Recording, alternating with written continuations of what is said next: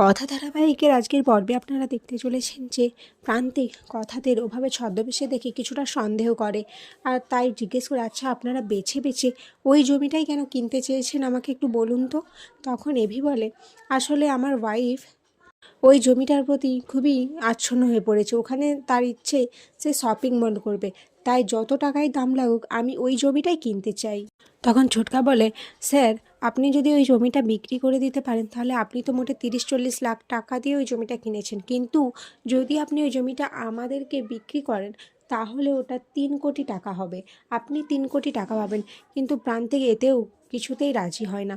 তারপর এটা দেখে এভি প্রান্তিককে একটা চাল দেয়, বলে আমি আরও 1 কোটি টাকা বেশি দেবো আপনাকে যদি আপনি ওই জমিটা আমাকে বিক্রি করে দেন। এদিকে প্রান্তিকের তো লোভে চোখটা ছকছক করে ওঠে যে এতগুলো টাকা সে একলেন পেয়ে যাবে, তাই সে রাজি হয়ে যায়।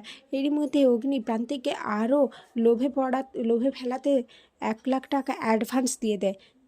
এদিকে প্রান্তিক সমস্ত টাকা পেয়ে চট করে সাইনটা করে দেয় কাগজপত্রে, কিন্তু টাকা গোনার সময় সে দেখতে পায় ওখানে কথার ছবি, আর কথার ছবি দেখেই সে যা বুঝার বুঝতে পেরে যায়। তারপর বলে, তোমরা কে? এরপর এভিরা নিজেদের ছদ্মবেশ থেকে বেরিয়ে নিজেদের আসল পরিচয় আসে আর বলে, কি ভেবেছিলিস তুই আমাদের উপর চালাকি করে কথা হারবালকে বন্ধ করে দিবি? তুই কখনোই পারবি না কথা হারবালকে বন্ধ করতে। আর ওই জমিতে তো শপিং মল হবেই, তবে সেটা কথা হারবাল শপিং মল হবে। এরপর কথা আর সবাই কথা হারবালে চলে আসে, এসে সেই সিকিউরিটি গার্ডকে সেই পেপারটা দেখায়। এরপর সিকিউরিটি গার্ড ওখান থেকে চলে যায়। এরপর কথা হারবালে এসে এভি কথাকে বলে, কী রে এবার খুশি তো তুই? তোকে আর এখান থেকে কেউ কোনো দিন কখনো সরাতে পারবে না।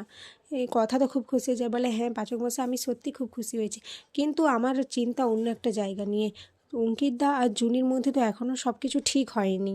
পাচক মশাই আমার বারবার মনে হচ্ছে জুনির প্রোফাইলটা কেউ হ্যাক করেছে, আর হ্যাক করে সেই এই সমস্ত কাজ কিছু করাচ্ছে যাতে জুনিকে বদনাম করতে পারে।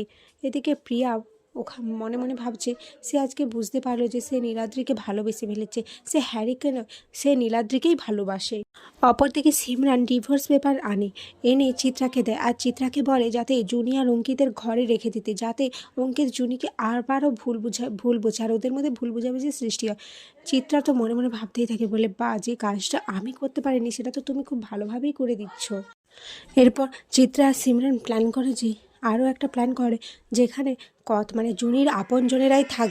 ঠিক তখনই চিত্রা আর সিমরান শুনতে পায় যে ঋতু আর প্রাটি কোথাও একটা যাচ্ছে আইসক্রিম খাওয়ার জন্য। অপরদিকে এভি কথা অঙ্কিতকে বোঝায় যে কেউ হয়তো ইচ্ছে করে জুনি প্রোফাইল হ্যাক করে ওদের মধ্যে ঝামেলা সৃষ্টির চেষ্টা করছে আর জুনিকে সবার সামনে খারাপ করার চেষ্টা করছে।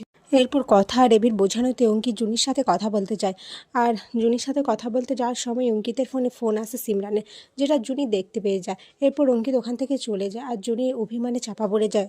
এখানেই আজকের পর্ব শেষ হয়ে যায়।